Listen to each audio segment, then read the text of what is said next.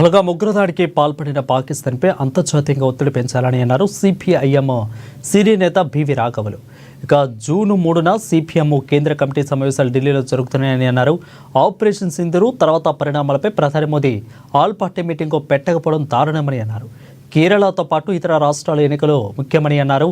ఇక మళ్ళీ కేరళలో ఎల్డీఎఫ్ తిరిగి అధికారంలోకి వస్తుందని అన్నారు. ఇక కరాచీ బేకరీపై దాడులు చేసిన వారిపై చర్యలు తీసుకోవాలని డిమాండ్ చేశారు రాఘవులు. ఇప్పుడు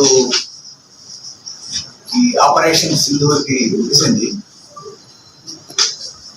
అలాగే కేంద్ర ప్రభుత్వం ఆపరేషన్ కగార్ను కూడా వాయిదా వేసింది, నిలిపివేసింది.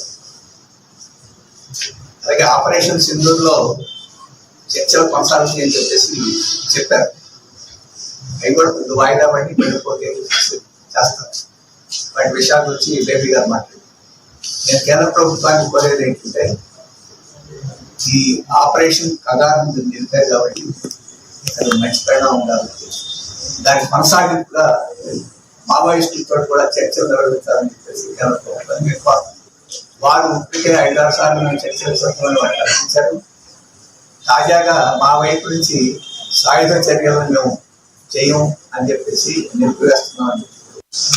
ఎన్నికలకు ముందు ఉద్యోగులకు మిగతా ప్రజలకు చాలా హామీలు ఇచ్చి ఇప్పుడు ఆర్టీసీ కార్మికులకు సంఘం ఎలక్షన్స్ జరుపుతాం, వాళ్ళ సమస్యలు పరిష్కరిస్తామని హామీలు ఇచ్చి ఇప్పుడు మాత్రం నా దగ్గర ఏమీ లేదు, నన్ను కోసుకుంటే కూడా ఏమీ లేదని చెప్పే పద్ధతిలో మాట్లాడుతున్నాడు.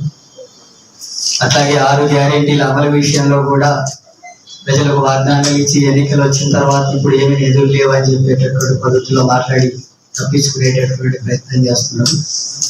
ఎన్నికలకు ముందు ఆర్థిక పరిస్థితి తెలుసు, ఇప్పుడు అమలు చేసేటటువంటి దాంట్లో అధికారం కోసం